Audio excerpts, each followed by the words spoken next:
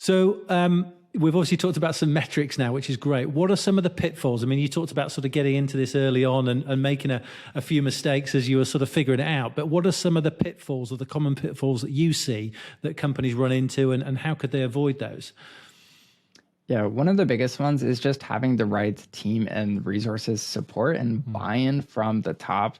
As much as I would like to say, like, becoming product led, although we advocate like it's a bottoms up strategy, like to get adoption for the companies you sell to, it very largely has to be almost top down to be successful when you're kind of getting this strategy rolling in your business to get people bought in. If, let's say, your CEO or C-suite is not bought into this, they just don't get it, they're most likely not going to support it. It's one of those shifts for any business when you're retooling and changing up your entire go-to-market strategy.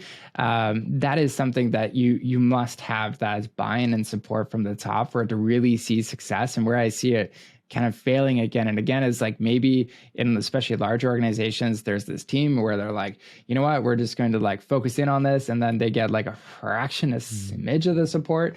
And it's just, one of the C-level leaders are like, let's test this out. And like, they just like little tiny dabble. And it's like, and then immediately it wasn't successful. So we canned it. It's like, okay, but like you never gave it the opportunity to succeed. And to be honest, I think one of the other pitfalls that falls within this is that a lot of people just expect this stuff to work right away.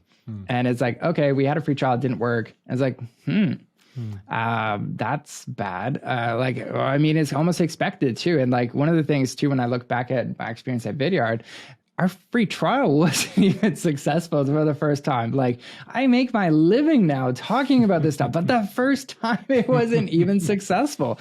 The second time, however, it was totally different.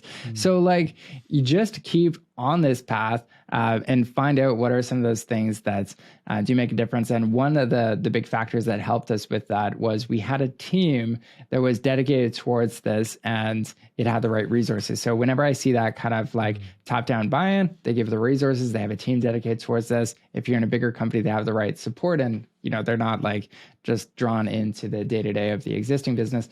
That can make a huge difference.